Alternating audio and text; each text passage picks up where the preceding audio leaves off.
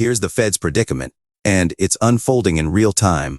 So Jay Powell delivered, I lost count, 7 or 8 speeches, and he reiterated the same message consistently.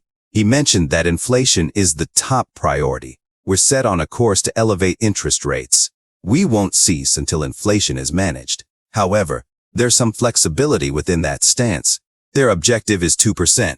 They specifically examine personal consumption expenditure year over year, core, which is their preferred metric. There are various ways to gauge inflation, but that's their preferred one. However, even that is nearly 5%. It's far from 2%, which is the goal.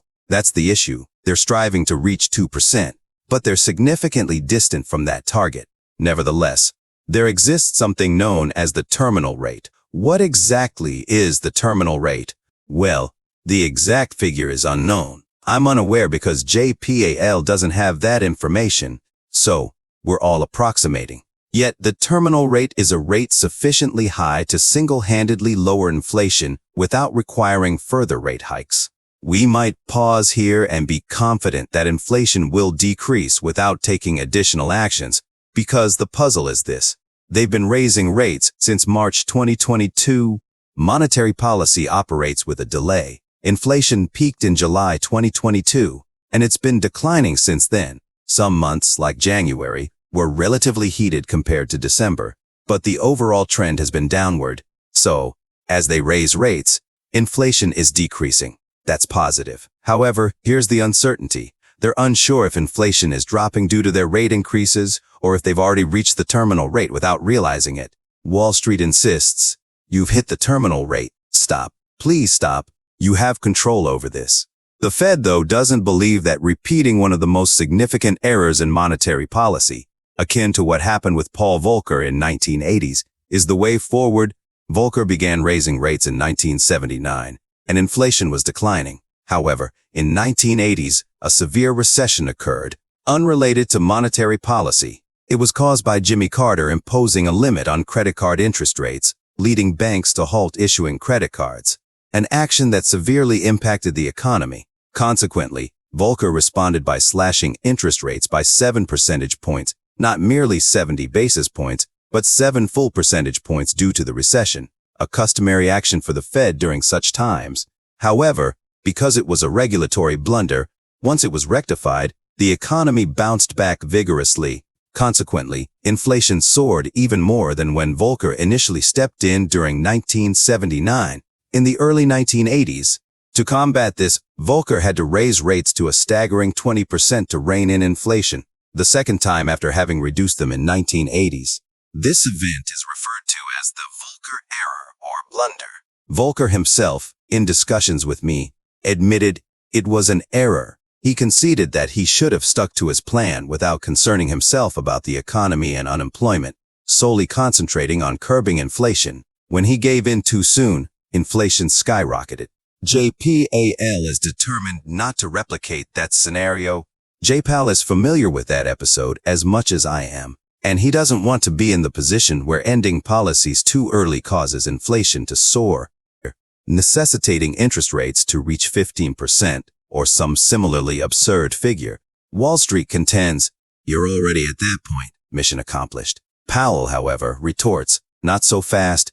They advised Volcker similarly, and he reduced rates, which turned out to be a massive mistake. Powell is resolved not to follow that path. So, what is the current terminal rate?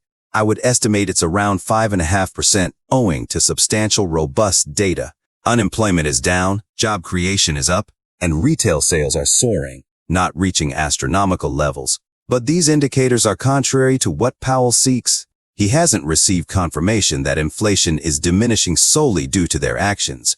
Instead, he's accumulated data suggesting that inflation might surge again. Consequently,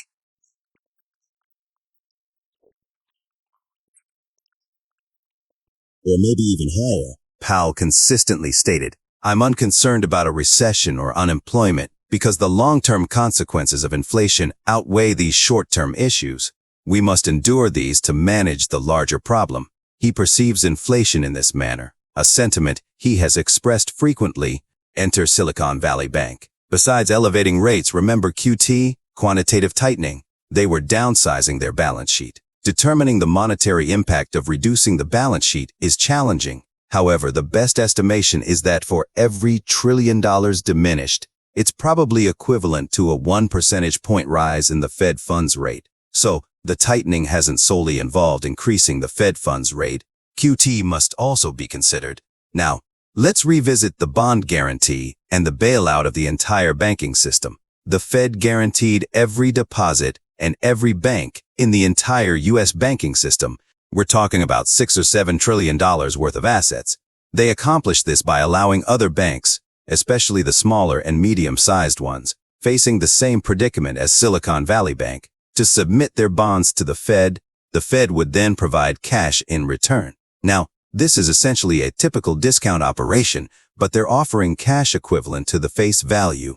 Remember, the market value is around 80 cents on the dollar, but the Fed is giving a full 100 cents on the dollar. So, banks are tendering bonds worth 80 cents on the dollar. It's a no-brainer. Hey Fed, if you're willing to offer a low-interest bridge loan with an 80% discount, count me in.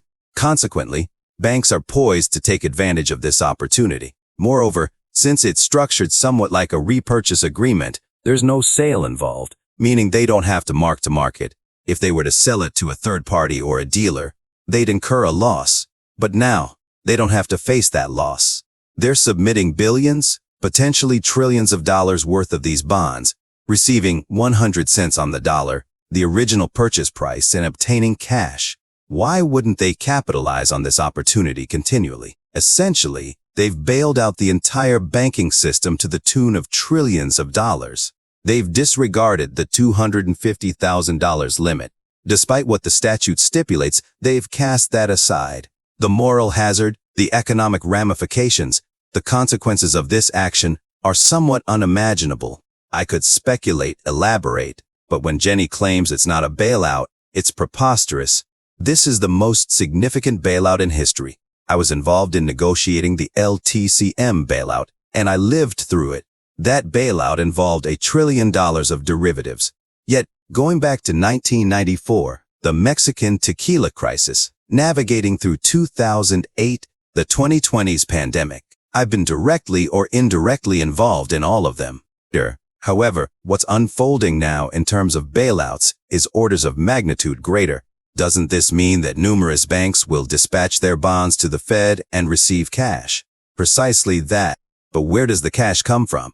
Printing on one side, we're implementing quantitative tightening by allowing bonds to mature without reinvestment. On the other hand, we've thrown open the doors, inviting every bank in the country to send us their bonds in exchange for cash. Moreover, it's 100 cents on the dollar. Even if the bonds are worth 80 cents, potentially, there might be trillions of dollars of new currency printed at a time when the Fed is striving to rein in inflation and attempting to shrink the balance sheet, but they're inadvertently expanding it. There's no favorable resolution to this situation. One could pause, halt the rate increases, essentially, implicitly suggesting we won't elevate rates for the foreseeable future due to the losses in the banks. However, mark my words, if that happens, inflation will surge uncontrollably.